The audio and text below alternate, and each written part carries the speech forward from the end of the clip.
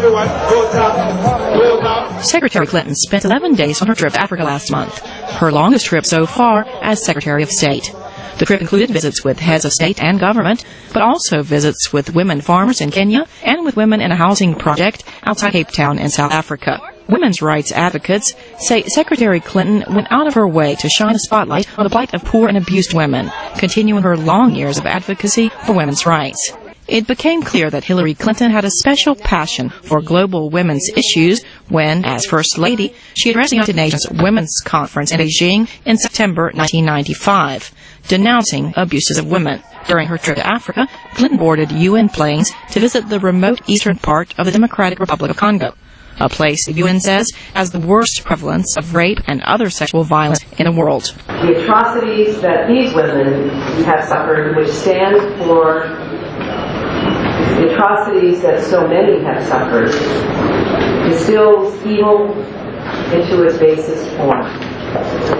The United States condemns these attacks and all those who commit them and abet them. Secretary Clinton has chosen her close friend Melanie Verveer as the State Department's first global ambassador for women's affairs. Clinton has indicated that major decisions of the State Department will be viewed through the prism of how they might impact women.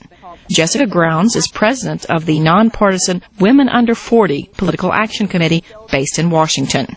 Secretary Clinton has done something by bringing this global women's issue to a top priority, and that every decision goes through that office, because oftentimes women's issues tend to be an outlier piece or a minority group. Grounds says she thinks Clinton's international fame will boost her efforts to empower women. I think that she is so well received internationally, and that was one of the best reasons to choose her by President Obama, to choose her for Secretary of State. She already had an amazing connection with leaders around the world from her experience as First Lady. She made that a priority to build relationships with other women heads of state, Angela Merkel, and all of that. Now we have a whole cadre of women leading nations around the world. Some critics say Clinton needs to make sure that terrorism and nuclear proliferation are her top priorities, and not women's rights.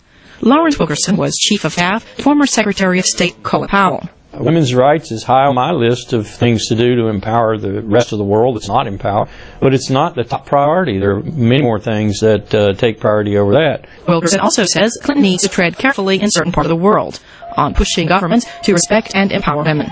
But in societies where women's rights are severely curtailed, like Afghanistan, for example, then we need to be very circumspect and very cautious and prudent about the way we move towards empowering women, although it's important. There are others, however, who say Clinton must use her unique position to push women's rights, because so many women are still the victims of violence and repression in many parts of the world, making women's rights the moral challenge of our times. Saine, VOA News.